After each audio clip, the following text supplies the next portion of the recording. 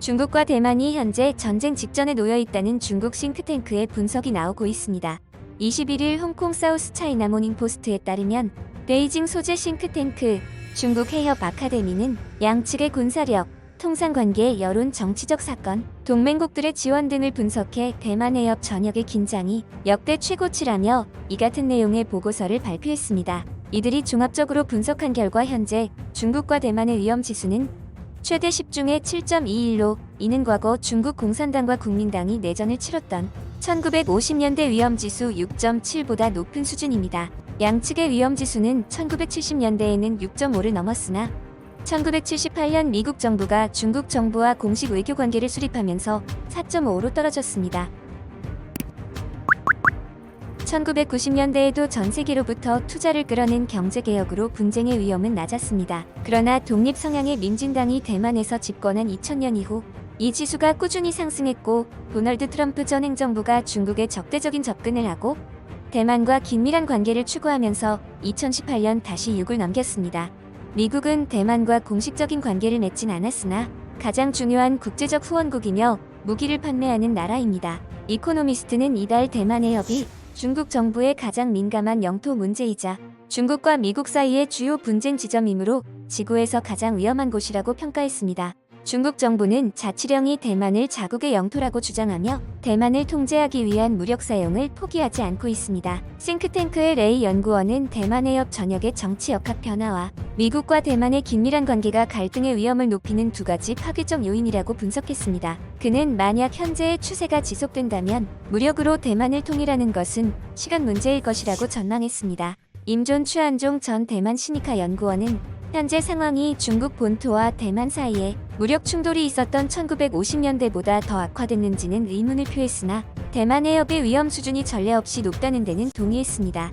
그는 미중 관계가 통제되는 한 대만은 문제가 되지 않을 것이라고 중국은 믿었다며 그러나 미중 관계는 트럼프 정권 하에서 급강하였고 중국을 억제하기 위해 대만과 같은 동맹국에 더 의존하고 있는 조 바이든 행정부와 함께 지금은 개선될 기미가 보이지 않고 있다고 말했습니다. 현재 중국은 이렇게 대만과 극적인 관계를 달려오고 있으면서도 다른 나라들에게도 미움을 받고 있습니다. 유럽의회에서는 지난해 말 유럽연합과 중국 간 체결한 포괄적 투자협정 관련 논의를 공식 동결시키는 내용을 뼈대로 한 결의안을 통과시켰습니다.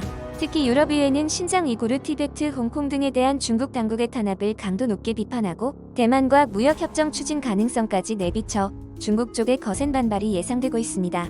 21일 로이터 통신 등의 보도를 종합하면 유럽의회는 전날 열린 본회의에서 이 같은 내용을 담은 유럽연합, 유럽의회 의원에 대한 중국의 보복 제재에 관한 결의를 찬성 599표, 반대 30표, 기권 58표로 압도적으로 통과시켰습니다. 유럽의회 의안정보 시스템에 공개된 8페이지 분량의 결의 전문을 보면 유럽의회는 위구르족 탄압에 대한 책임을 물어 유럽연합이 부과한 제재에 대한 중국의 보복 제재를 근거 없고 자의적인 제재로 규정하고 가장 강력한 방식으로 비판한다고 밝혔습니다. 결의는 중국의 보복 제재는 표현의 자유, 학문의 자유에 대한 공격이자 인권에 대한 공격이라며 불이한 제재를 즉각 해제할 것을 중국 당국에 촉구한다고 강조했습니다. 앞서 지난 3월 22일 유럽연합은 강제노역 등 신장 지역, 위구르족 등 소수인종 인권 유린에 책임이 있는 개인 4명과 현지 공안기관을 상대로 여행 금지와 자산 동결 등 제재를 부과한 바가 있습니다. 유럽연합 차원에서 중국에 대한 제재에 나선 것은 1989년 6월 천안문 민주화운동 유혈 진압 이후 처음입니다. 이에 중국은 즉각 유럽의회 현직 의원과 중국 연구자를 포함한 개인 10명과 유럽의회 인권소위원회 등 관련 기관 4곳을 제재 대상으로 지정하는 등 보복 대응에 나섰습니다. 이어 결의는 중국의 보복 제재가 유지되는 한 유럽연합 중국 포괄적 투자협정 관련 논의 및 비준 절차를 전면 동결한다며 대만을 비롯한 지역 각국과 추진하는 무역 합의는 이에 영향을 받지 않고 진행해야 할 것이라고 밝혔습니다. 또 국제법적 근거가 없는 중국의 보복 제재는 유럽연합과 중국 관계의 중요한 후퇴라고 규정하고 이를 용인할 수 없다는 점을 밝히는 유럽연합 집행위원회와 유럽연합 정상회의 의장의 성명 발표를 촉구했습니다. 중국과 유럽연합은 2014년 1월 첫 협상을 시작으로 약 7년 동안 모두 30여 차례에 걸친 협상 끝에 지난해 말 통신, 금융, 전기차 등의 분야에 대한 유럽연합 쪽의 중국 시장 접근권을 확대하는 내용을 뼈대로 한 양자 투자협정을 타결 지은 바가 있습니다.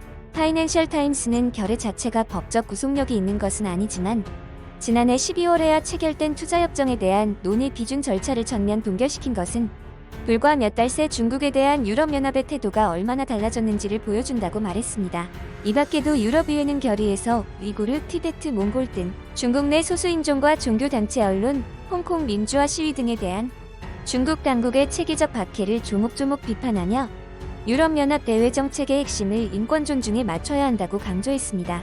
또 중국 정부 및 비정부 행위자가 유럽연합과 그 의원국의 민주적 삶에 간섭하고 여론을 호도하기 위해 가짜뉴스를 퍼뜨리는 행위 등을 전체주의적 위협으로 규정하고 강도 높게 비판했습니다.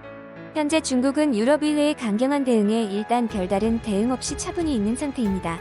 유럽연합 주재 중국 대표부 쪽은 유럽연합의 일방적 제재에 대한 중국의 맞대응은 합법적인 것이라며 투자협정은 균형 잡힌 호혜적 협정이며 중국은 유럽연합과의 협력 증진을 원한다고 말했습니다.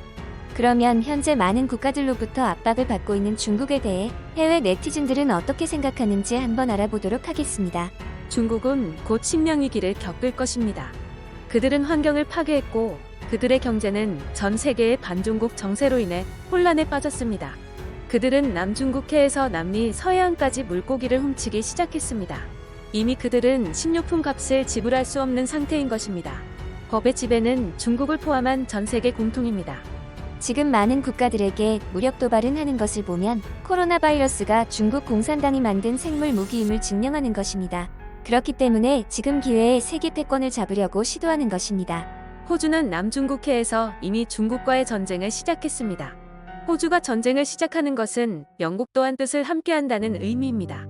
미국의 선택에 중국의 운명이 달렸습니다. 미국 구축함도 이미 대만 해협을 통과해서 미사일 발포 대기 상태입니다. 미국이 발포한다면 3차 대전으로 이어질 수도 있기 때문에 기회를 기다리는 것입니다. 대만은 항상 독립국가였으며 미국은 동맹국을 지원할 모든 권리를 가지고 있습니다. 지구상의 모든 국가는 중국을 제외한 모든 배타적 경제구역을 존중합니다. 중국은 또한 다른 나라의 자원을 훔치고 이익을 위해 생태계 자원을 남획하고 해적 낚시를 계속해서 해오고 있습니다. 얼마 전 중국은 미국을 패배시킬 준비가 되었다. 라는 터무니없는 선언을 했습니다. 중국이 소수민족들과 티베트, 타이완 등의 자치권을 받게 한다면 그에 맞는 벌을 받아야 한다고 생각합니다. 홍콩은 이미 중국에 침략당했다. 그들은 중국의 또 다른 본토 도시가 되었습니다. 곧 홍콩 통화가 폐지됩니다. 대만에서 열심히 활동하던 CIA와 네드는 이제 홍콩에서 금지되었습니다. 대만까지 중국에 흡수되기 전에 유럽연합과 미국이 나서야 할 때입니다. 대만은 이미 중국의 계략을 예측하고 대응 중입니다. 미국은 이미 대만을 지지하기 위해 구축함을 보냈습니다. 유럽연합은 특별한 행동은 없지만 영국을 대신해서 호주가 나섰습니다. 호주와 중국의 사이가 나빠진다면 호주의 철광석이 필요한 중국은 곧 말라 죽을 수도 있습니다. 중국 정부의 안일한 대처가 중국의 위기를 초래하고 있습니다. 호주는 중국에 철광석을 수출 안 해도 먹고 살 수 있는데 중국은 원료인 철광석이 없으니 어찌할 바를 모르는 것 같네요. 전 세계에서 중국에 맞서는 국가는 미국과 호주뿐입니다. 그들은 코로나 전염병에 대한 책임을 져야 합니다. 다른 소수민족들을 유린하고 바이러스를 만들어냈습니다. 이제 세계의 심판을 받을 때가 오고 있습니다. 해외 네티즌들의 반응은 대부분 부정적으로 나타났습니다. 주로 인권 관련한 이야기가 많이 있었는데요. 그들은 자유로움이 인간의 제일 첫 번째 권리라고 생각하기 때문에 중국이 소수민족을 탄압하는 내용에 상당한 분노를 느끼고 있었습니다. 우리 한국도 정신을 바짝 차리고 깨어나야 할 시간이 오고 있습니다.